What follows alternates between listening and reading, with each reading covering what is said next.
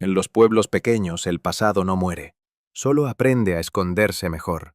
A veces, una taza de té revela más que un testamento, y el veneno no siempre está en lo que se bebe, sino en lo que se calla. Esta es la historia de un crimen lento, tejido con hilos antiguos y silencios heredados. ¿Desde dónde estás escuchando esta historia? ¿Y qué hora es allí? Cuéntamelo en los comentarios. Vamos a descubrir el misterio. Siempre me ha parecido curioso cómo ciertos pueblos pequeños respiran con la misma cadencia que una anciana en su mecedora. Pausados, silenciosos y con una memoria que no perdona. Villa de los Jazmines era uno de esos lugares. Cada mañana se abría como una carta escrita a mano, las mismas calles, los mismos saludos, los mismos reproches disfrazados de cortesía. Las flores brotaban con exagerada puntualidad en los parterres y los jazmines, perfumados y discretos, eran la seña de identidad local, como si el pueblo se esforzara en parecer más delicado de lo que en realidad era.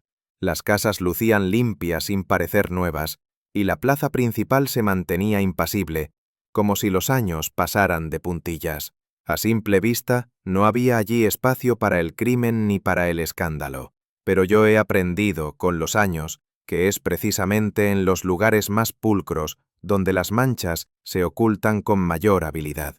Me encontraba allí por invitación de una vieja prima, Gertrudis, a quien no veía desde hacía algún tiempo. El pretexto era una breve convalecencia y un cambio de aires, pero una parte de mí, aunque no supiera aún por qué, sentía que algo más me aguardaba. Gertrudis me recibió en la estación con su sombrero de paja ladeado y una sonrisa que temblaba más de lo que solía. No pregunté mucho. Sabía que lo haría más adelante, a su debido tiempo. Las mujeres como ella, nacidas entre normas y postres de domingo, no confiesan fácilmente sus preocupaciones, pero las llevan a flor de piel si se las observa con detenimiento.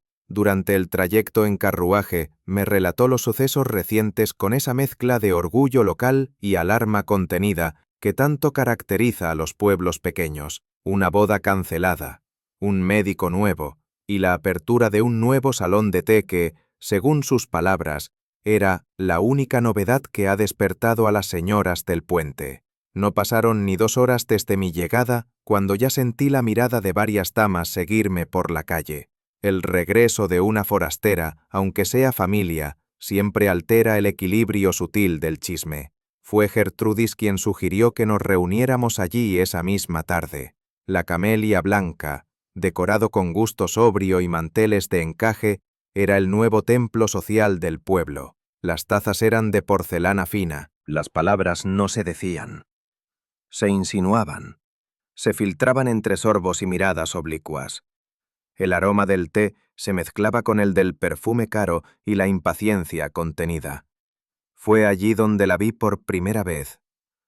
Doña Ramona de Luján, sentada en su rincón habitual, irradiaba esa clase de autoridad que no necesita alzar la voz. Su sola presencia parecía marcar el ritmo de conversación de las demás. Incluso Gertrudis, siempre locuaz, se volvió más comedida al notar su presencia.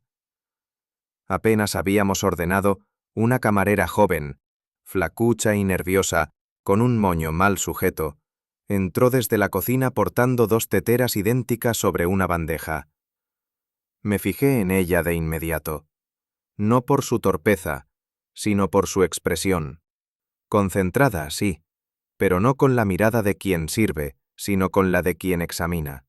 Su nombre, según su placa, era Flor. Al llegar a nuestra mesa, se detuvo un instante, como si dudara cuál tetera dejar. No dijo nada. Luego se inclinó y, sin dejar de mirar a la mesa contigua, sirvió la infusión a doña Ramona y a su acompañante. Después vino hacia nosotras. Gertrudis no pareció notarlo, pero yo sí. Un gesto apenas perceptible de confusión, seguido de una decisión súbita. Nadie hizo comentario alguno. En lugares como aquel, se valoraba más la compostura que la precisión. Pero mientras removía el té en mi taza, no pude evitar pensar que aquella pequeña confusión, apenas un instante, contenía más de lo que parecía. A veces los errores no lo son. A veces alguien simplemente cambia de opinión o de objetivo.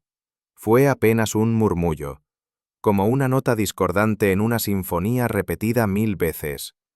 Doña Ramona llevó la taza a sus labios, la sostuvo un instante, como si oliera algo extraño, y sorbió apenas un poco. Tiene un sabor raro, comentó en voz baja, como almendras, amargas. Su acompañante la miró sin saber si reír o alarmarse. Las demás mesas fingieron no haber oído, aunque varias cucharillas se detuvieron en el aire. Gertrudis alzó una ceja, incómoda. Yo observé. Hay ciertos sabores que una mujer como doña Ramona no menciona en vano. Almendras amargas, tan específicas, tan peligrosas si se interpretan con malicia. Pero nadie dijo nada. La conversación retomó su curso, como un riachuelo que bordea una piedra. Me incliné levemente para oler mi propia taza. Nada fuera de lo normal. Pero el comentario quedó flotando, sin respuesta, como un pájaro que sobrevuela el salón sin posarse en ningún sitio. El sonido fue seco. No un grito, no un quejido, solo el crujido amortiguado de una silla desplazándose bruscamente, seguido del tintinear apagado de una taza al volcarse sobre el mantel. Doña Ramona, rígida por un instante, se desplomó hacia un lado, con un gesto que parecía ajeno a su cuerpo. La taza cayó. El té se deslizó como un reguero oscuro sobre el encaje. Hubo un breve momento en que nadie se movió, como si el salón entero respirara al unísono, conteniendo el aliento. Después vinieron los murmullos. Una señora se puso de pie de golpe, otra llamó a la camarera. Gertrudis soltó una exclamación ahogada. Yo no me levanté. Los ojos de doña Ramona, abiertos, ya no enfocaban nada. Su acompañante comenzó a gritar. Las voces se alzaron, pero lo que me inquietó no fue el escándalo, sino el detalle trivial. La cucharilla que había quedado suspendida en el borde del plato, sin haber sido usada. La quietud de ese objeto brillaba con un tipo de ausencia que he aprendido a notar. En el caos, a menudo son las cosas que no se han movido las que más cuentan. No intervine. No era mi papel. El desorden se apoderó del salón, con camareras cruzando de un lado a otro y clientes que simulaban no mirar mientras lo veían todo. Yo me quedé sentada, las manos sobre el regazo, observando. Las caras decían más que las palabras. Sorpresa fingida, verdadero miedo, curiosidad mal disimulada. Nadie lloraba, pero todas las miradas buscaban una explicación. La joven camarera, Flor, se había desvanecido de la escena, como si el incidente le diera permiso para no estar. Fue entonces cuando noté otro detalle. La tetera equivocada, la confusión inicial, el comentario sobre el sabor. Y la taza intacta en la mesa vecina, aún humeante, sin tocar. Mientras Gertrudis me tomaba del brazo, aún temblorosa, yo pensé en algo simple y terrible, en aquel salón tan refinado, donde todo debía transcurrir sin sobresaltos. Alguien había servido la muerte con la misma delicadeza con la que se ofrece un terrón de azúcar. Las voces se disolvieron de inmediato. El estruendo de irrevocable, en el modo en que el cuerpo de doña Ramona yacía junto a su silla, algo que no pertenecía a la lógica de un desmayo. Los murmullos no tardaron en surgir, primero tímidos, luego más tensos. Las mujeres comenzaron a levantarse lentamente, como si el crimen, si es que lo era, pudiera contagiarse por cercanía. El perfume del té seguía suspendido, ajeno a la escena. Yo no dije nada. Me limité a mirar las tazas aún a medio terminar, los platos apenas tocados, las cucharillas que temblaban entre dedos. La muerte, cuando es silenciosa, deja un eco más largo que el grito, y en ese eco, los rostros empiezan a revelarse con más claridad. El salón de té, tan orgullosamente ordenado, se transformó sin esfuerzo en un escenario frío y torpe. Las camareras de pronto se movían con inseguridad, y Lidia, la propietaria, desapareció durante varios minutos. Yo permanecí sentada. Prefería observar el modo en que cada mujer reaccionaba a su propia incomodidad. Algunas no podían apartar la vista del cuerpo, otras hablaban demasiado, como si el ruido fuera un hechizo protector. Al fondo, una joven sollozaba sin lágrimas. Me fijé en las manos, en cómo algunas se aferraban a sus bolsos, otras jugueteaban con servilletas ya arrugadas. El silencio de las porcelanas rotas, el ligero goteo del té derramado, y una taza intacta al borde de la mesa. Todo tenía una música distinta ahora. A nadie se le ocurrió recoger la taza caída, tal vez por temor, tal vez por respeto, pero yo sabía, y lo supe en ese instante, que esa taza ya no era de té, era prueba. La doctora Argüelles llegó con paso rápido y expresión tensa, seguida de una ayudante que traía consigo poco más que una maleta de cuero y una mirada nerviosa. Se inclinó junto al cuerpo sin teatralidad, aunque su ceño fruncido hablaba con más claridad que cualquier diagnóstico. No tardó en ponerse de pie, limpiándose las manos con un pañuelo que luego volvió a doblar con precisión. Su voz fue baja, dirigida a Lidia pero escuchada por todos. No hay pulso. Ha fallecido. Hace apenas unos minutos. Nadie se atrevió a preguntar cómo, pero ella añadió casi en un suspiro. El olor es particular. Me atrevería a decir que hay rastros de almendra amarga. Las palabras quedaron suspendidas como una sentencia implícita. Vi cómo varias miradas buscaron instintivamente sus propias tazas.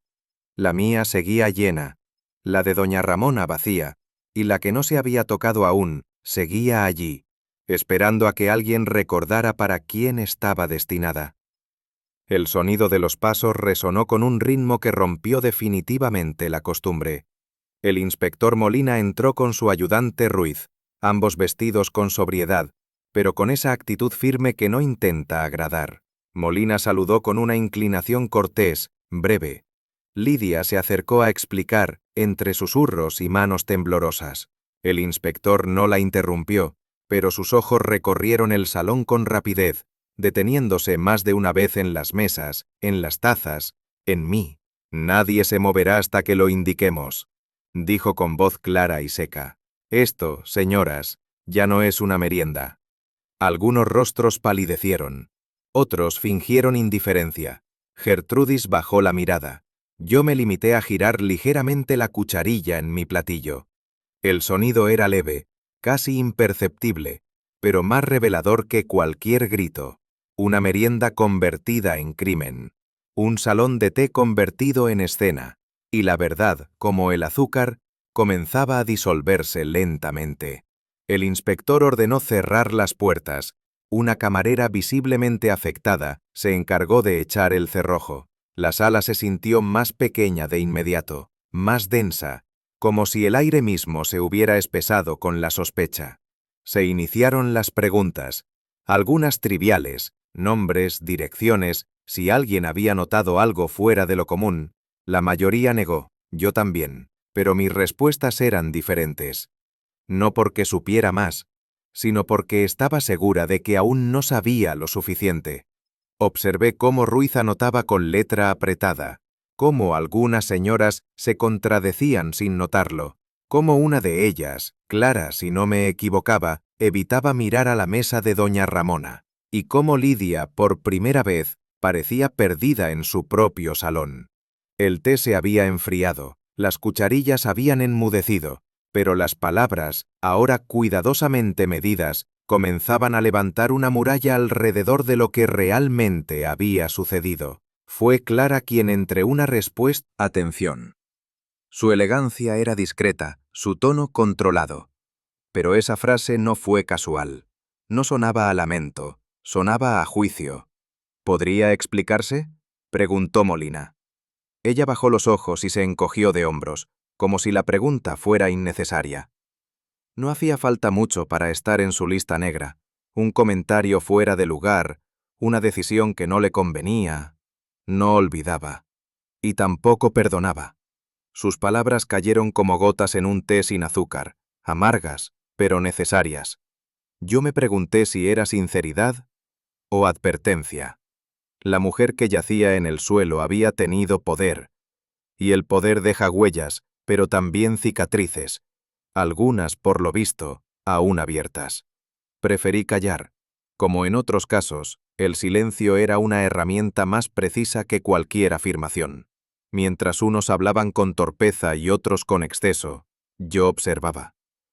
Las manos que temblaban, los dedos que acariciaban bordes de tazas vacías, las miradas esquivas, las pausas demasiado largas antes de responder. Había un patrón, no en lo dicho, sino en lo evitado. Mi taza seguía sobre el platillo, intacta. Alrededor, otras se vaciaban lentamente, como si el acto de beber sirviera para calmar la conciencia. Pensé en el momento exacto en que la joven Flor había dudado entre dos teteras, y en cómo nadie lo había considerado relevante. Lo pequeño, en estos lugares, es lo que casi siempre escapa a la vista. Por eso permanecí en silencio, porque a veces, al hablar, las personas cierran puertas, y yo, en cambio, quería abrirlas todas. El inspector, tras un breve examen, alzó la taza de doña Ramona con un pañuelo. «Nadie más la tocó», dijo. Estaba justo frente a ella, y nadie se acercó. Ruiz asintió como si aquello cerrara la cuestión, pero yo fruncí el ceño, apenas un gesto, porque en pueblos como este, lo que está a la vista suele esconder más de lo que muestra, y una taza sin huellas visibles puede ser más sospechosa que una llena de ellas. Me incliné sin tocar nada, y volví a mirar el borde del platillo.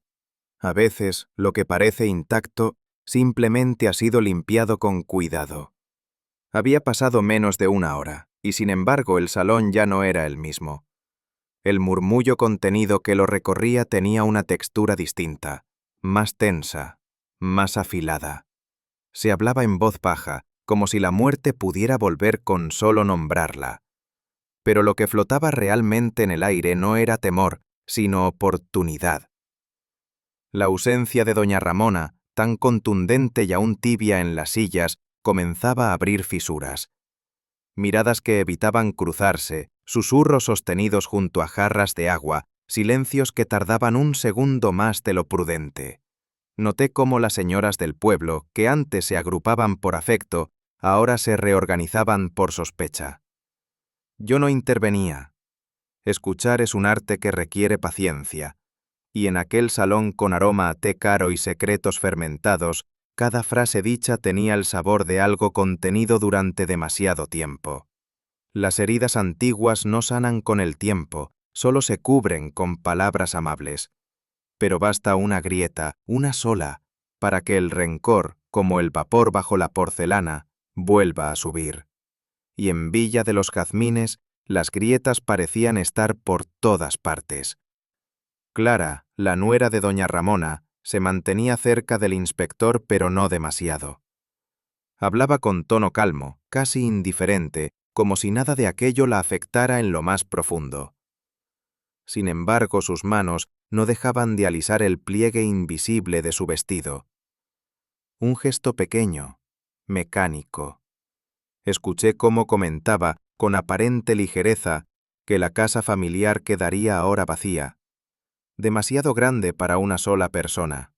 Era una observación casual, sí, pero cargada de un deseo que no supo disimular del todo. Clara no era tonta. Sabía bien cuándo mostrarse afectada y cuándo callar con precisión, pero había en sus frases una sequedad que traicionaba su luto. Me pregunté si su tono era defensa o alivio. Porque en pueblos como este, el duelo puede fingirse con flores, pero no con los ojos, y los suyos, maquillados con esmero, no contenían tristeza, solo cálculo. Emilio llegó tarde, demasiado tarde. La noticia lo sorprendió, o al menos eso quiso aparentar, con un gesto de conmoción y una mano llevada al pecho. Pero su entrada tenía algo de ensayo mal interpretado, como si el papel de sobrino afectado no terminara de ajustarse a su figura bohemia. Lo conocí años atrás cuando aún intentaba vender acuarelas a turistas en Madrid. Siempre tuvo el encanto desordenado de los que viven entre frases prestadas y decía. Los artistas cuando mienten lo hacen con estilo, pero también con torpeza. Lidia se mantenía erguida tras el mostrador, con la dignidad de quien limpia cristales en medio de una tormenta. Su elegancia era intacta, pero en sus ojos habitaba una sombra que no provenía del luto. Cuando hablé con ella, su voz era baja y precisa. Me agradeció por quedarme, por mantener la calma. Lo dijo como una cortesía, pero también como una súplica muda. Al mencionarle a doña Ramona, noté un cambio en la tensión de sus manos. La vajilla que ordenaba, por tercera vez ya, tintineó levemente, no por descuido, por memoria. Hace años fuimos amigas, dijo sin que yo preguntara. Hasta que dejamos de serlo, fue todo. No explicó cuándo ni por qué, pero en esa frase había más resentimiento que en muchas confesiones. En los pueblos las amistades rotas nunca se disuelven del todo. Se quedan ahí, fermentando bajo los saludos educados. El abogado, un hombre enjuto con voz de notario y manos de jardinero, llegó con paso sereno y el maletín bien cerrado. Nadie lo esperaba tan pronto, y sin embargo, apareció como si hubiera sido convocado por la propia lógica de la muerte. El inspector lo recibió con una mezcla de respeto y prisa. Él, sin dramatismos, sacó un sobre lacrado. La señora Ramona actualizó su testamento hace 7 días, informó. Fue una decisión repentina. No miró a nadie en particular, pero las reacciones lo hicieron por él. Clara empalideció. Emilio se incorporó como si acabara de recordar una deuda olvidada. Lidia desvió la mirada. Nombró como heredera principal a una persona que no figura en documentos anteriores. Añadió. Al parecer, una nueva voluntad. El salón entero pareció contraerse. Yo no pregunté el nombre, aún no, pero sentí, con esa certeza que no necesita pruebas, que la muerte de Ramona no había sido un accidente. Había sido un error o un cambio de planes demasiado visible. El crimen no siempre sigue al dinero, pero a veces lo precede. Mientras todos debatían, mi mente se desplazó como suele hacerlo hacia otro salón, otra tarde, otro crimen. Recordé un caso ocurrido en Hampshire, muchos años atrás. Una mujer había sido envenenada en una reunión benéfica. Todos los cubiertos eran iguales, excepto una cucharilla que sin que nadie lo notara, provenía de otro juego. Más delgada, levemente más pesada. Fue ese detalle, insignificante para los demás, lo que resolvió el caso. En la camelia blanca no había cucharillas distintas, pero la memoria me enseñaba a buscar lo que parece estar en su sitio y sin embargo no lo está, como el azúcar. El veneno, en mi experiencia, rara vez se vierte con teatralidad. Se esconde donde nadie mira, y casi siempre entre los objetos más dulces. Ruiz, el ayudante del inspector, se me acercó sin buscarlo. Tal vez por nervios, tal vez por intuición. Me habló en voz baja, como si temiera que los cubiertos escucharan. Hemos revisado las azucareras, me dijo. Hay una que parece haber sido manipulada, apenas perceptible, pero el contenido no es idéntico al de las otras. Le pregunté si habían hecho pruebas. Asintió con duda. Aún no había resultados, pero ya no podían descartarlo. No respondí. Solo asentí, como quien recibe una confirmación que esperaba hace tiempo.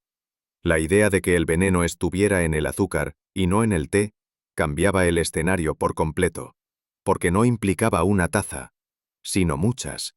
No señalaba a una víctima concreta, sino a una intención más ambigua o más calculada. A veces, lo dulce se convierte en vehículo de lo más amargo, y el azúcar, tan inocente, es la coartada perfecta para quien no quiere que el crimen se note, hasta que ya es demasiado tarde. Fue solo un instante, una mirada fugaz de Lidia hacia la azucarera equivocada.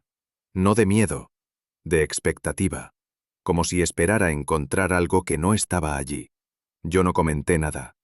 No entonces, porque en ese gesto había más información que en todas las palabras pronunciadas esa tarde. No era culpa lo que di, era sorpresa.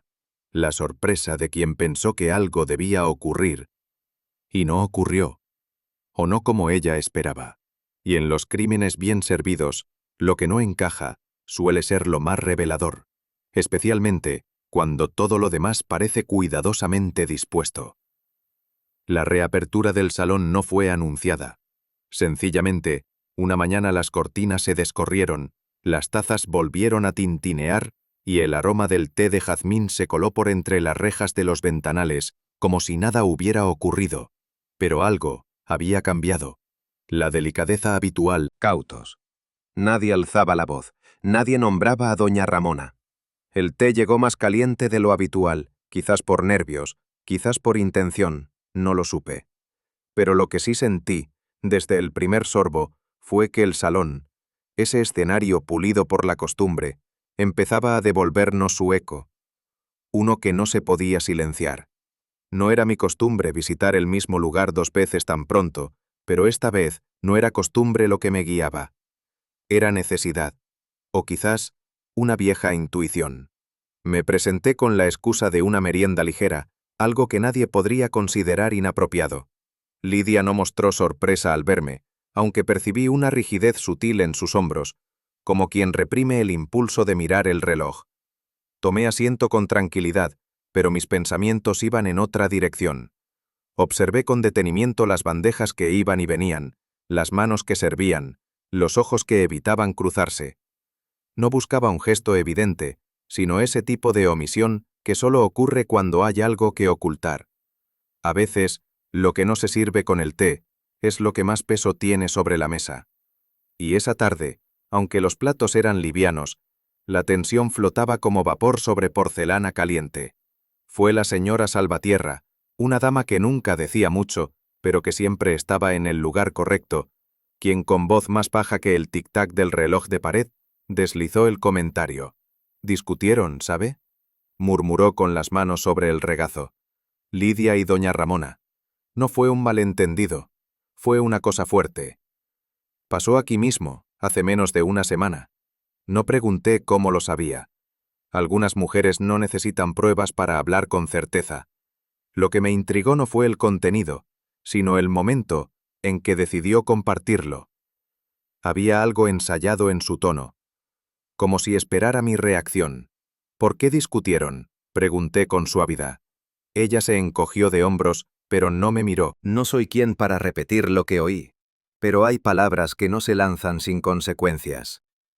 La frase quedó allí, colgando entre nosotras, como una tela fina que oculta una figura aún por revelar. El inspector Molina llegó poco después, con los hombros más cargados que de costumbre. Llevaba en la mano un sobre doblado que no necesitaba abrir para conocer su contenido. Se acercó a mi mesa sin preámbulo. «Confirmado», dijo, como quien enuncia lo inevitable. «Cianuro. En dosis precisas, letales, sin error posible». No lo miré directamente. Observé el borde de la taza recién servida y me pregunté cuántas veces puede repetirse un mismo gesto antes de perder su significado. El cianuro tiene un olor que solo reconocen los que han aprendido a sospechar. «Almendras amargas», dicen. Pero yo siempre creí que el verdadero olor del veneno es el del silencio después. «¿Y la procedencia?», pregunté con voz baja. Él negó con la cabeza. «Todavía no sabemos cómo se introdujo». Yo sí sabía, o empezaba a saberlo, pero preferí callar, porque hay cosas que no deben decirse en voz alta mientras se enfría el té.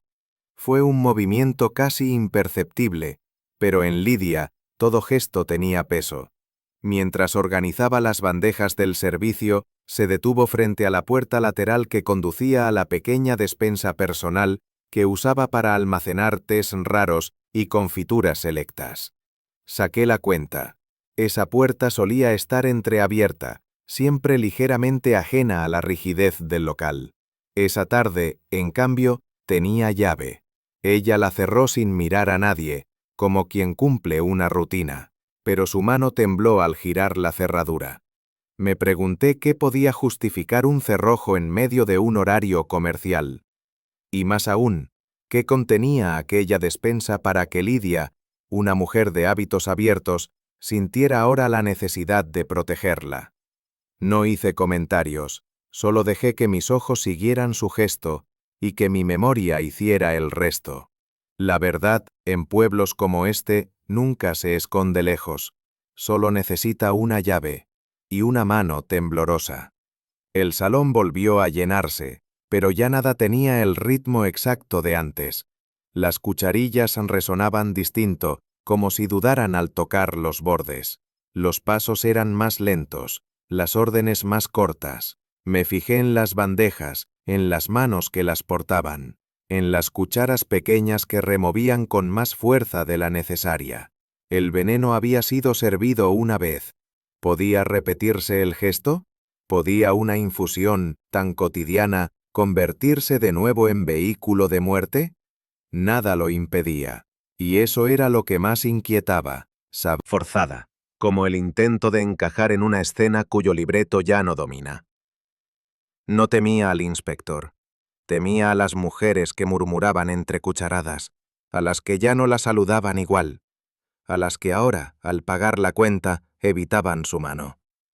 El juicio social, en Villa de los Jazmines, no necesitaba pruebas, solo sospechas. Y ella, que había regido ese salón con impecable equilibrio, sabía que un solo hilo roto podía deshacer todo el mantel. La culpabilidad no siempre nace del acto, a veces nace del recuerdo, y yo empezaba a preguntarme si Lidia temía más ser señalada o recordada. Lidia seguía en mi pensamiento, pero esa tarde decidí visitar otra estancia donde el silencio también parecía tener algo que decir. La residencia de doña Ramona, ahora habitada solo por su nuera Clara y una criada de paso, conservaba intacto su orden. Demasiado intacto. El jardín había sido regado, las alfombras estaban sacudidas, y un aroma dulzón, vagamente floral, flotaba en el aire. No era incienso ni flores frescas, más bien algo que buscaba imitar la limpieza, sin conseguir del todo la paz. Clara me recibió con una sonrisa breve, cortés, pero sin sombra de duelo. Me ofreció café como quien cumple una costumbre, sin detenerse demasiado en los motivos de mi visita. Pero yo no venía a hablar, venía a observar, y lo que observé fue inquietante, no por lo que se decía, sino por lo que se evitaba. Porque en esa casa no se lloraba, se reordenaba, y cuando el luto se reemplaza tan rápido por cortinas nuevas, hay algo que se ha perdido, o algo que ya no importa. Mientras esperábamos que el café terminara de prepararse, Clara me mostró unos muestrarios de tela que tenía sobre la mesa del salón. Había tonos ocres, marfil, azul pálido. Los comparaba contra la pared con aire absorto, como si aquello tuviera más urgencia que el funeral que acababa de pasar. «Esta casa ha estado demasiado tiempo con los colores de mamá Ramona», comentó sin emoción. «Era todo tan pesado, tan oscuro». No opiné. El duelo no tiene manual, pero tampoco debería tener catálogo de tapicería. La ligereza con la que hablaba de cambiarlo todo me pareció más reveladora que cualquier lágrima, como si el silencio de la casa fuera una oportunidad para reinventarse, no un espacio para recordar. A Clara no la molestaba la muerte, la incomodaba el pasado, y me pregunté si el veneno, en este caso, no había comenzado mucho antes de servirse en la taza, quizás en la mirada de una nuera cansada de esperar. Clara regresó de la cocina con 2 tazas en una bandeja que no hacía juego con nada en la sala. Me la ofreció con una media sonrisa y se sentó con un suspiro que no supe si era de alivio o de cálculo. Hablamos de trivialidades, de la humedad en los muros, de los viejos muebles que deberían donarse, hasta que sin previo aviso soltó: «De todos modos, Ramona había dicho que pensaba retirar su apoyo. No quería que dependiéramos de su pensión», decía. Fue una frase lanzada como al descuido, pero observó mi reacción con cuidado, como si midiera el efecto. No respondí, solo sorbí mi café. Un anuncio de retirada de apoyo económico, pronunciado justo después del funeral, no era un simple comentario. Era un motivo, uno tan antiguo como las casas grandes y los silencios largos. Y en esa familia los silencios eran más numerosos que los retratos colgados en las paredes. Clara se retiró momentáneamente para atender una llamada. La criada, tímida y sin prisa, me invitó a esperar en la cocina. Agradecí el gesto. Prefería los lugares donde las palabras se mezclaban con olores, donde lo cotidiano aún no se había disfrazado. La cocina estaba impecable. Demasiado. Cada frasco alineado con precisión, cada trapo doblado con esmero. Años de hábito, pensé, o de contención. Mientras pasaba la vista por los estantes, algo me llamó la atención. No por lo que era, sino por dónde estaba. Un pequeño frasco de cristal oscuro, casi oculto detrás de la canela y el clavo de olor. Me incliné. Extracto de almendra amarga. No era en sí mismo inusual. Se usaba para algunos postres, pero en esa casa no se horneaba, no se cocinaba más allá de lo esencial, y ese frasco con la etiqueta descolorida y el tapón ligeramente suelto no estaba allí por costumbre. No lo toqué, pero su presencia bastó, porque había algo en ese aroma que no era de cocina, era de advertencia, como una nota no enviada o un secreto mal guardado. No fui yo quien sacó el tema. Fue la criada, una mujer de medio. Pregunté si era habitual que él entrara por la cocina. Negó suavemente con la cabeza. No desde hace años. Su voz era llana, pero había en su tono una mezcla de incomodidad y lealtad dividida. No añadió más, pero no hizo falta. La cocina no era un lugar de paso para Emilio. No lo había sido nunca. Y si estuvo allí la mañana del crimen, no buscaba un cuaderno. Buscaba algo más. O tal vez, dejaba algo. Y como ocurre con los objetos mal colocados, su visita quedó suspendida, como una taza vacía que nadie se atreve a recoger. Mientras observaba los umbrales de la cocina, me asaltó una certeza incómoda. Demasiadas entradas, demasiadas salidas. Una por el jardín, otra hacia la despensa, una tercera comunicando con el pasillo de servicio. Nada cerraba del todo. Todo parecía diseñado para el tránsito, no para la intimidad. Pensé en lo que eso significaba. Una casa que no protege sus rincones deja entrar más que corrientes de aire, deja entrar resentimientos, errores, oportunidades mal calculadas.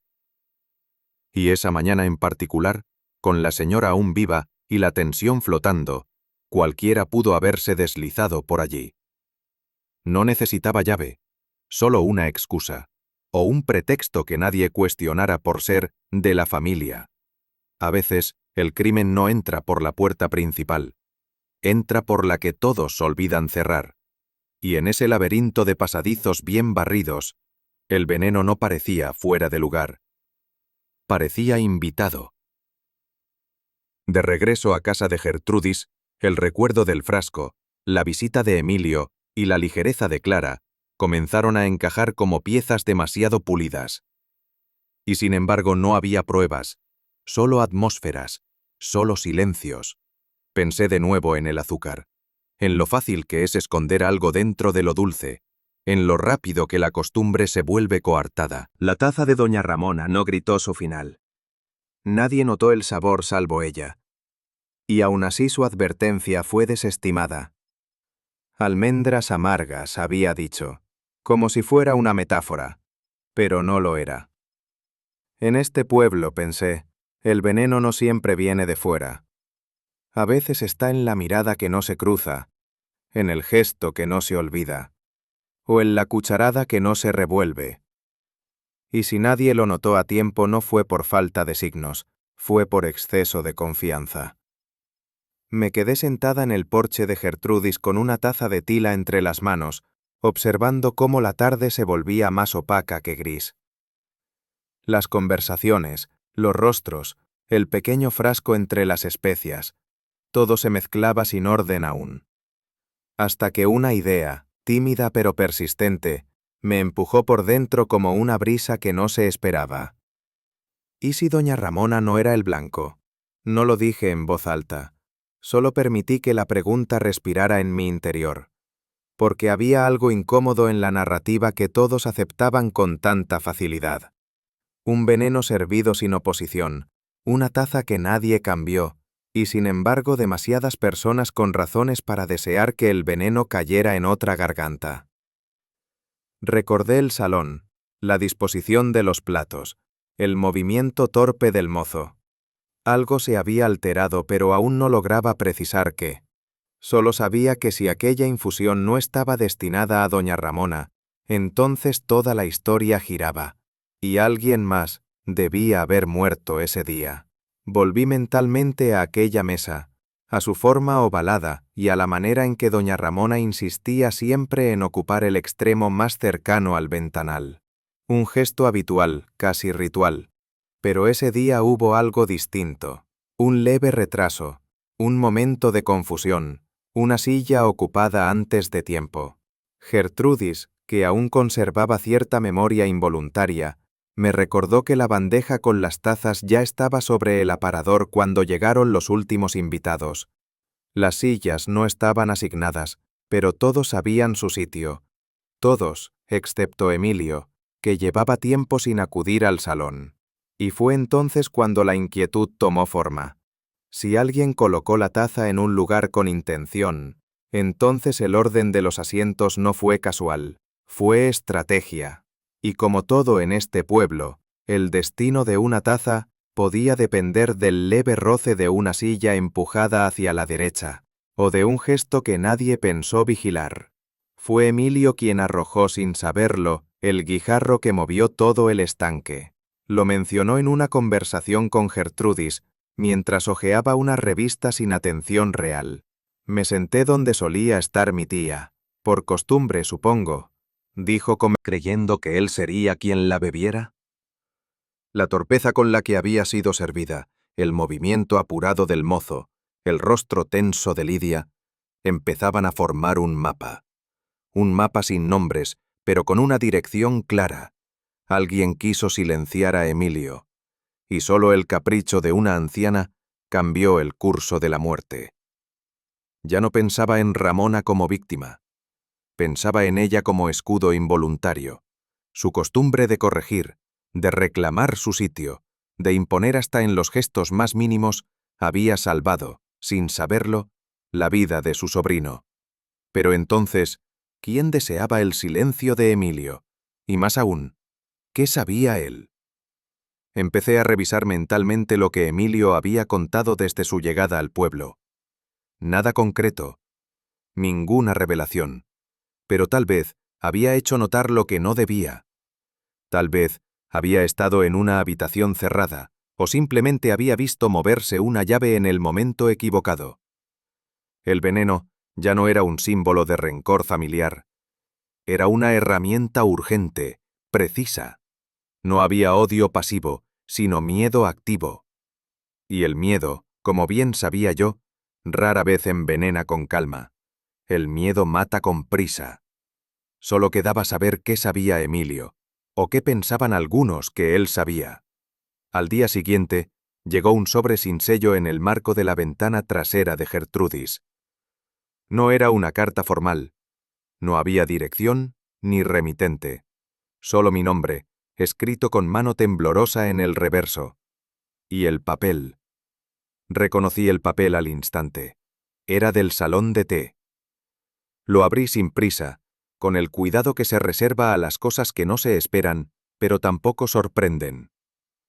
Dentro, un párrafo breve. Ni acusación ni confesión. Solo una voz temerosa, escondida detrás de palabras medidas. El mensaje sugería preocupación por ciertas insinuaciones que estaban empañando el recuerdo de una señora honorable. No se mencionaba el veneno. No se hablaba de Emilio. Pero el tono era de advertencia. Educada, sí, pero inquietante.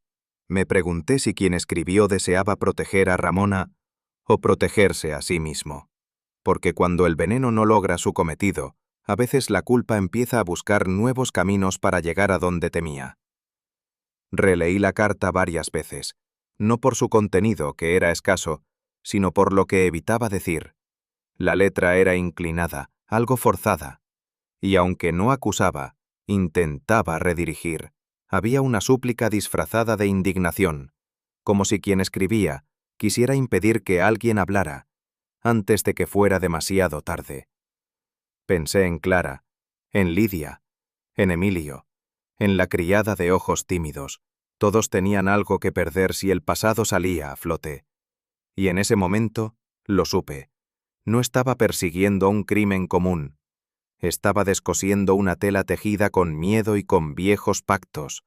Uno de esos crímenes que no se cometen por odio, sino por la necesidad de preservar una mentira demasiado antigua para caer sin arrastrar a todos. Y el veneno finalmente no era más que el eco de lo que nadie se atrevía a nombrar en voz alta. Volví al salón al caer la tarde, no para buscar pruebas, sino para repetir en silencio la frase que me venía rondando desde el inicio. La taza estaba servida para otra persona, y cuanto más lo pensaba, más evidente se volvía. El veneno no estaba en la taza. Estaba en la intención, en el momento preciso en que alguien decidió quién debía callar.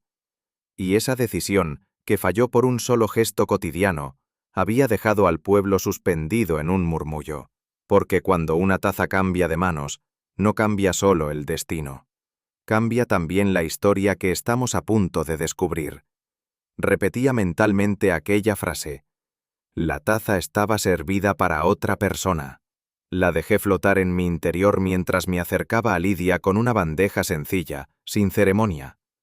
2 tazas, sin azúcar, sin testigos. Lidia no dijo nada al principio. Solo aceptó el té con un gesto cansado, y por primera vez desde que llegué, sin dureza en los ojos. El silencio se mantuvo entre nosotras unos minutos. Luego, con una voz casi ajena a ella misma, preguntó si yo también había perdido a alguien que no se podía nombrar sin quebrarse un poco por dentro. Le respondí con una historia breve, una de esas que se comparten sin detalles. Lidia asintió. Me pareció que algo en su interior cedía. No le pregunté nada, solo dejé que hablara cuando sintiera la necesidad. Y lo hizo. No sobre el veneno, no sobre el té, sino sobre una herida más antigua, más profunda. Una herida que... La esposa ideal, ya lo sé. Continuó. Pero él me amaba. Lo sé porque... Bueno, porque lo sé. No pronunció su nombre. Tal vez por pudor o porque aún dolía demasiado. Pero la imagen se formó con claridad. Años atrás, Ramona había intervenido, suavemente al principio, y luego con esa firmeza que solo algunos saben disfrazar de generosidad. El hombre se fue, y con él algo esencial. Me quitó lo único que había elegido con libertad, dijo, y por un segundo sus dedos temblaron. Y ni siquiera lo hizo por amor, fue por costumbre, por poder. Era odio antiguo, sí, pero no el tipo que mata. No quise presionarla, me limité a sentir, como si lo que acababa de decir necesitara un testigo más que un juicio. No la maté, si eso piensa, añadió, sin dureza pero con claridad. Nunca habría hecho algo así. La miré en silencio. Su rostro estaba sereno, pero sus ojos parecían buscar una versión de sí misma que ya no existía. Claro que soñé con verla arruinada, con verla sola, pero eso no es lo mismo, ¿verdad? No respondí, porque lo que Lidia había perdido no era solo un amor, sino la posibilidad de haber sido otra persona. Además, dijo apartando la taza, si yo hubiera querido envenenarla, no habría sido con almendra amarga, habría elegido algo más lento, algo que doliera.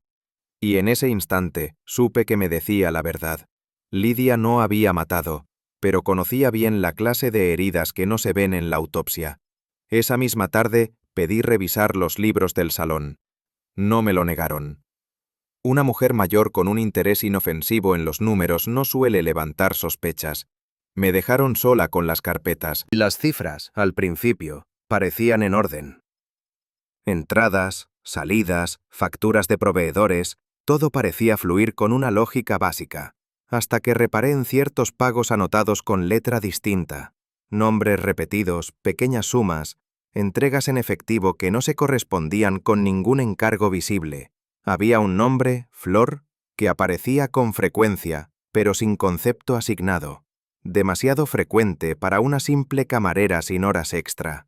Además, Ciertas semanas mostraban gastos dobles en insumos que no cuadraban con los días de venta registrados, y había un patrón curioso, siempre después de una visita específica, la de un cliente que no constaba como habitual, pero cuya presencia alguien había anotado a mano, entre márgenes.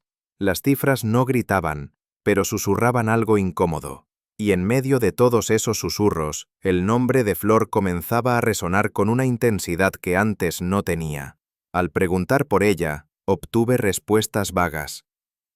Una buena muchacha, eso sí, muy trabajadora, pero no del pueblo, claro.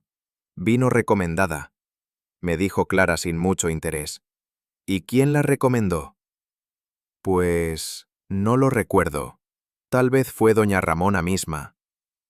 Intenté indagar más.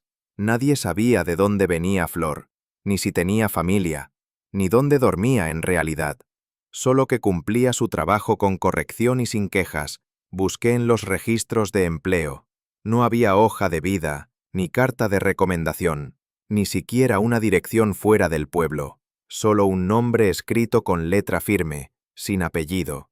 Flor había entrado en la vida del salón como entran los objetos útiles, sin preguntas, y ahora empezaba a parecerme más pieza que persona. Alguien colocado con precisión, demasiado silenciosa, demasiado eficiente, porque una persona sin pasado puede sostener muchos secretos, y si nadie la recordaba llegar, tal vez nadie la había visto esconder lo que otros querían ocultar. Recordé entonces una frase que escuché de joven: quien sirve el té, también sirve los secretos. Durante días, Flor había estado presente en todas las conversaciones, en todos los intercambios, pero jamás recordaba uno haberle dirigido la palabra, ni haberla visto retirarse, ni haber pensado en ella más allá del gesto mecánico de aceptar una taza. Eso era lo inquietante. Flor no había pasado desapercibida por torpeza o insignificancia, sino por habilidad, por una forma sutil de presencia ausente, como quien ha aprendido a ser útil sin hacerse notar, a escuchar sin oírse. Me pregunté cuántas veces había estado presente en momentos delicados, cuántas veces habría recogido copas, palabras, gestos, y también información. El veneno, el cambio de asiento, la carta sin remitente. Se instaló antes que el pan. Flor no había aparecido para abrir el salón. Clara, molesta pero no alarmada, fue a buscarla a la habitación que ocupaba en la parte trasera del edificio. Yo la seguí, sin decir nada. La puerta estaba sin llave. Dentro, la cama estaba hecha con esmero, la colcha estirada sin una arruga. Sobre la silla, el uniforme doblado con precisión. Ni una nota, ni una huella de prisa.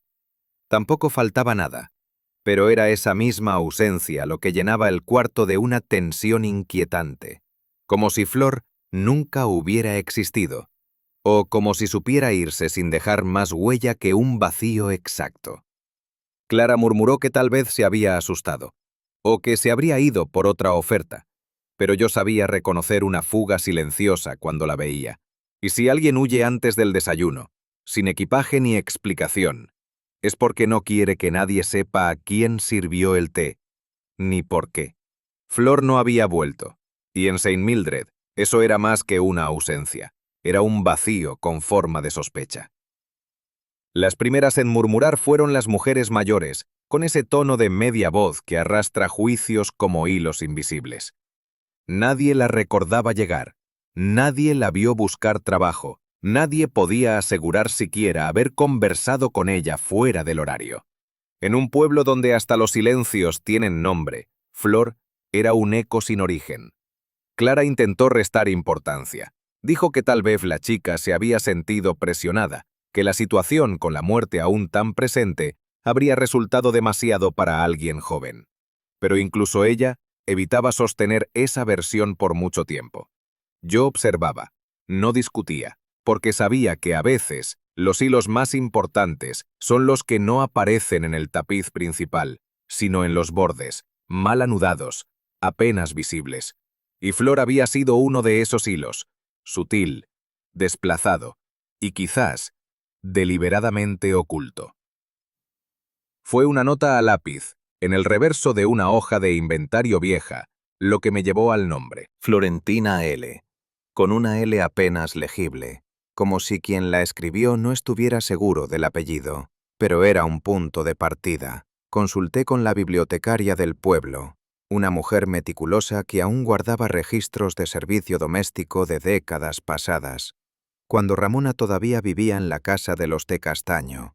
Allí, entre documentos amontonados por fechas y eventos parroquiales, encontré una mención a una tal Leonor Luján, despedida sin compensación por conducta inapropiada.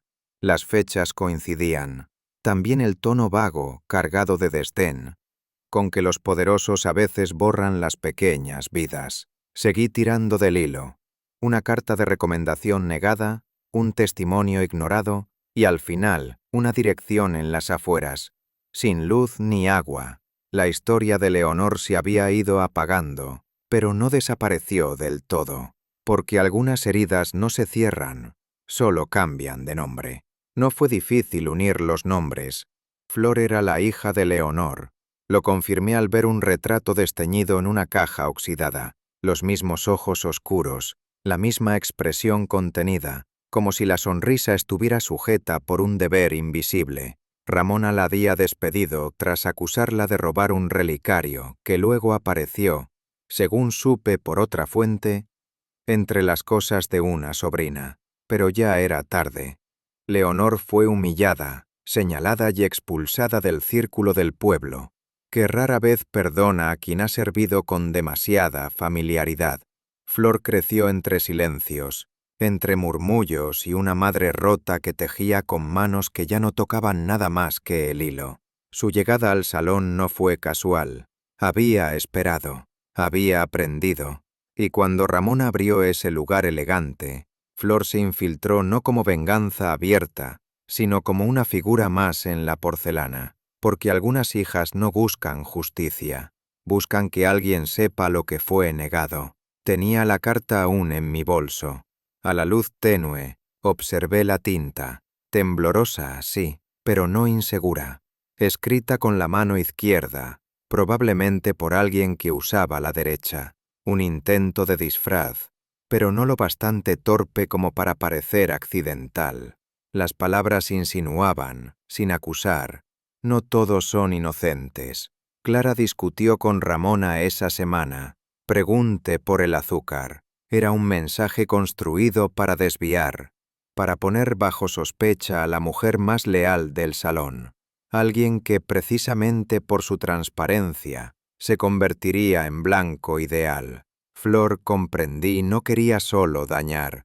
Quería que el daño tuviera forma de ambigüedad, que nadie estuviera del todo seguro de nada, que todos sintieran lo mismo que su madre. Con azúcar en terrones, siempre 2. Clara, en cambio, tomaba el té sin nada. Nadie más había tocado ese azucarero.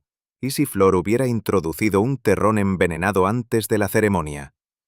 No uno suelto, sino estratégicamente colocado en la parte superior del recipiente, esperando la mano adecuada.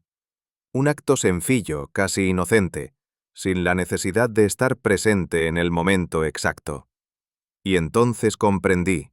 El cambio de asiento no había afectado el resultado, porque no importaba quién se sentara allí.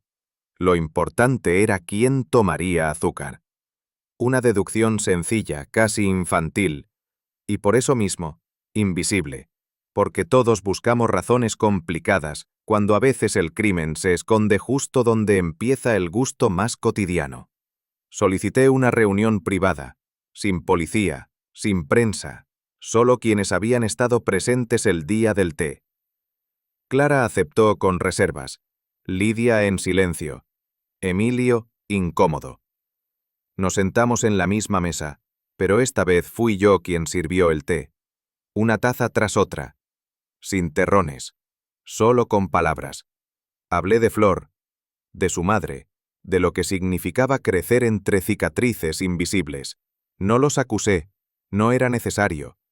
Lo que buscaba no era una confesión, sino un reconocimiento, de que había existido una injusticia, de que la culpa no siempre muere con la víctima.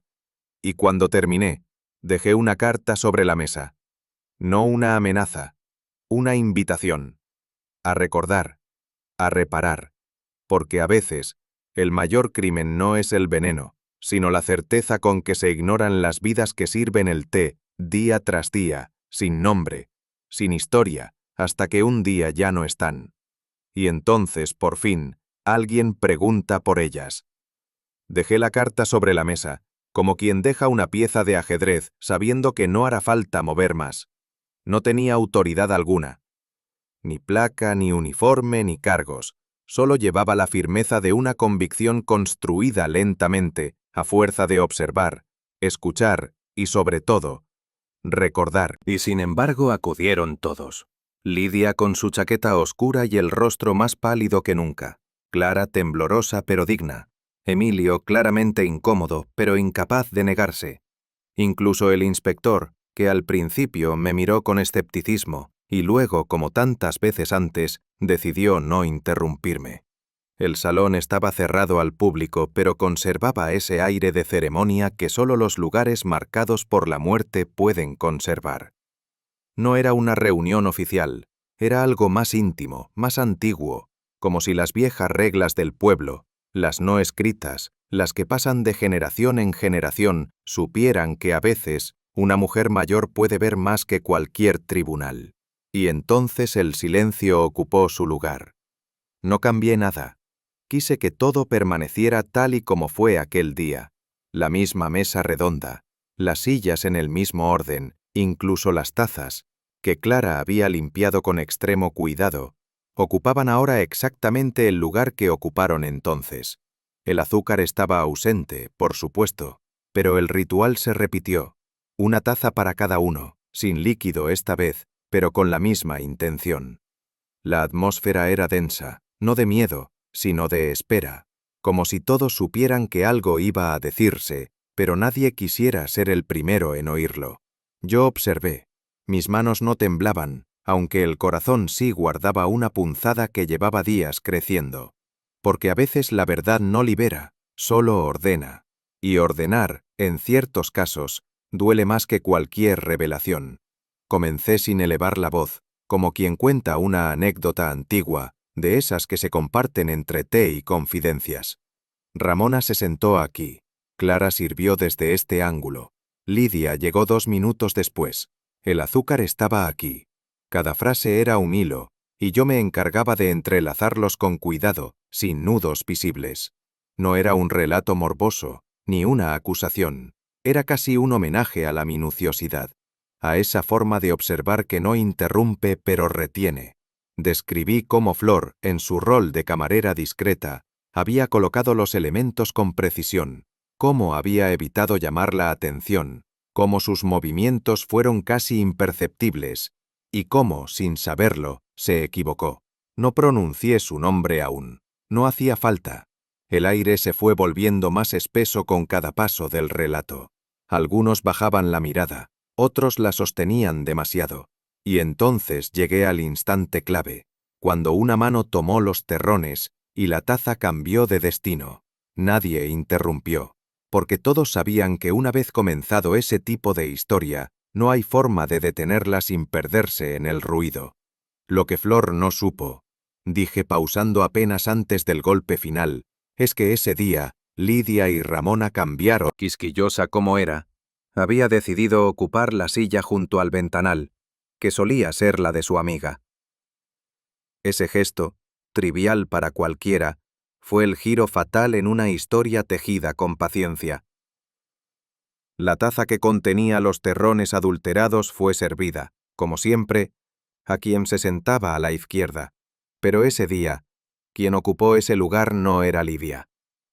La muerte, como muchas veces ocurre, fue un accidente de alineación. Un cálculo mal medido. No por falta de precisión, sino por una variante humana, el capricho. Y así, la venganza se tornó en tragedia, no porque fallara en su ejecución, sino porque el dolor rara vez distingue con justicia.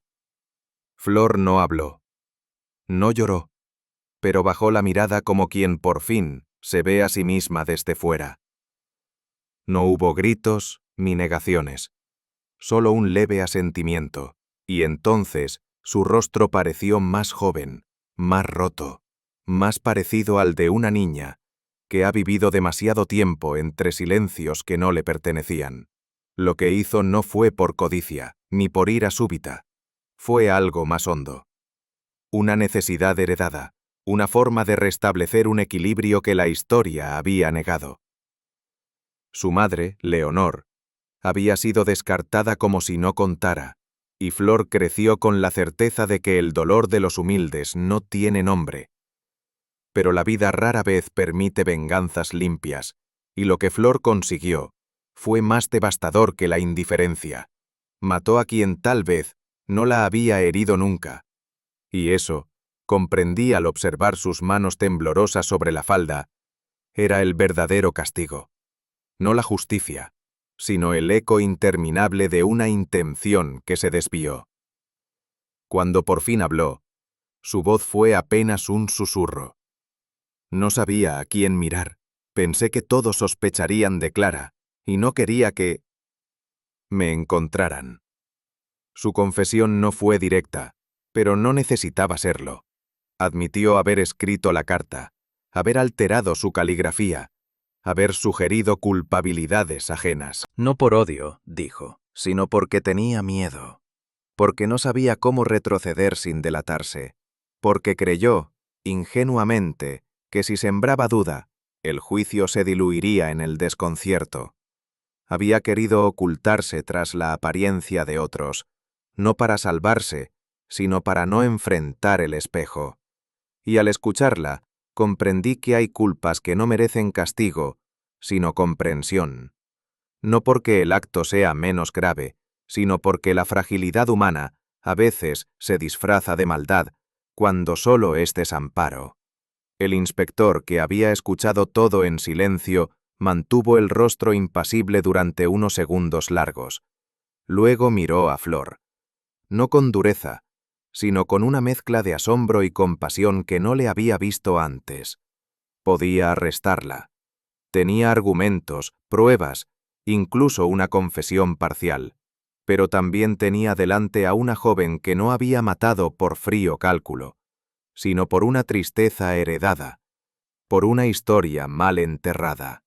No decidiré hoy, dijo al fin, y su voz no fue de autoridad, sino de alguien que duda entre el deber y la piedad.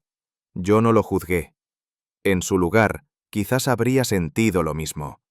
Porque hay momentos en que la ley tropieza con algo más hondo. La memoria de un dolor que nunca fue escuchado. Y entonces, la justicia ya no es blanco o negro, sino un gris que late, silencioso, entre lo correcto y lo humano. Flor no opuso resistencia.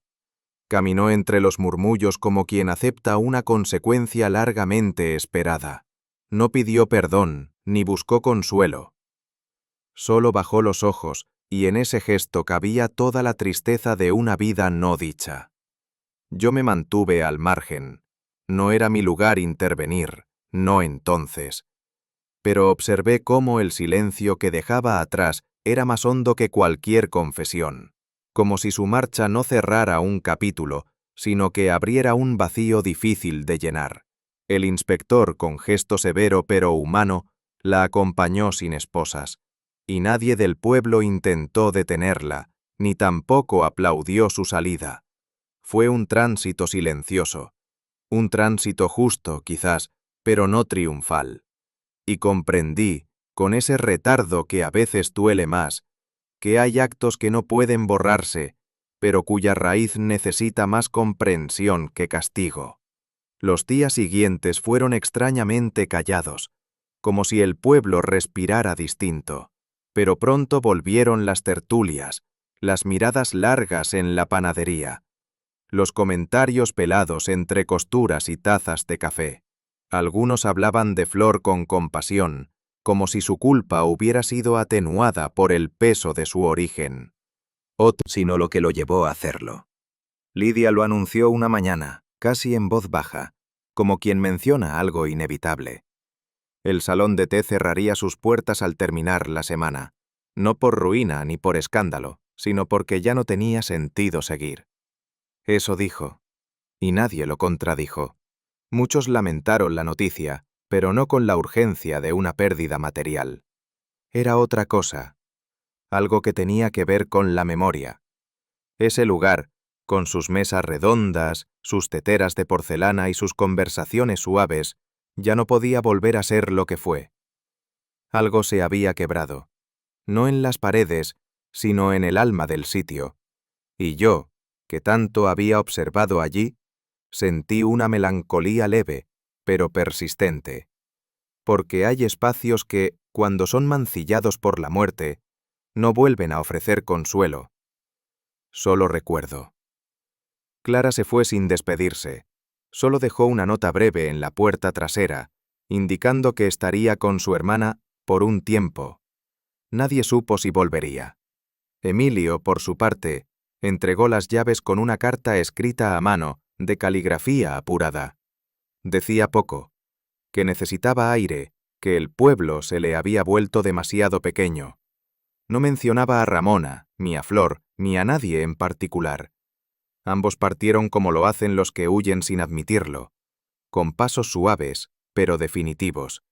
Y aunque nadie los culpó, sus ausencias fueron notorias, no por el trabajo que dejaban, sino por el hueco emocional que quedaba, como si los supervivientes de una historia triste solo supieran irse en silencio. Comprendí entonces que no todos los duelos se lloran con lágrimas. Algunos se viven con maletas discretas y con una mirada larga hacia un pasado que ya no se puede tocar sin que duela. El tren avanzaba con la cadencia de lo irremediable. El paisaje se deslizaba junto a la ventanilla como un suspiro largo, lleno de verdes apagados, casas dispersas y árboles que parecían guardar secretos viejos. Apoyé la frente contra el vidrio, no por cansancio, sino por esa necesidad de fijar el pensamiento en algo que no hablara. Y el campo, afortunadamente, nunca juzga. Recordé a Flor, a su madre, a Ramona, y a todos los nombres que habían cruzado esta historia. No como piezas de un misterio resuelto, sino como fragmentos de una verdad más compleja, la que no cabe en informes ni en veredictos. Pensé en cómo el pasado se infiltra en el presente, como un perfume que persiste, incluso cuando el frasco ya se ha roto, o como el veneno, invisible, silencioso y letal si no se identifica a tiempo. Las estaciones pasaban una tras otra sin detenerse, y yo entendí que ciertos viajes no se miden en kilómetros, sino en la distancia que separa lo que se sabía de lo que no se quiso ver. Y en ese trecho muchas veces nace el crimen. Al llegar a casa me senté en el jardín trasero con una taza de té y el corazón algo más pesado de lo habitual. No por lo ocurrido, sino por lo que representaba. Pensé en los venenos. Los químicos, sí, rápidos, eficaces, precisos. Pero también en los otros, los más antiguos, el resentimiento, el abandono, la humillación que no se nombra. Porque lo que mató a Ramona no fue solo una sustancia blanca disuelta en azúcar, fue el eco de un dolor heredado, una injusticia no redimida, una historia negada durante demasiado tiempo. Y comprendí mientras el aroma del té se disipaba con el viento, que no todos los crímenes nacen del odio, algunos germinan en el silencio, en la falta de escucha, en la necesidad de ser vista, aunque sea tarde, aunque sea mal. El caso estaba resuelto, sí, pero lo esencial, lo que se había quebrado en el alma de todos, eso seguiría latiendo. Y me pregunté, con esa inquietud que a veces visita en la vejez, ¿cuántas otras vidas llevan en sí un veneno así, oculto, esperando solo el momento exacto para dejarse caer? Al final, no fue el veneno en el azúcar lo que más daño hizo, sino el olvido. La herida de una madre ignorada, la vida de una hija silenciada, el eco de un amor perdido. Todo eso quedó impregnado en los muros del salón de té, ahora, en silencio. Miss Marple regresó a casa, llevando consigo no solo la verdad, sino el peso de lo que no pudo cambiar. ¿Puede el dolor heredado justificar un crimen? ¿O hay dolores que solo pueden entenderse, no juzgarse? Si esta historia te conmovió, Déjame tu reflexión en los comentarios.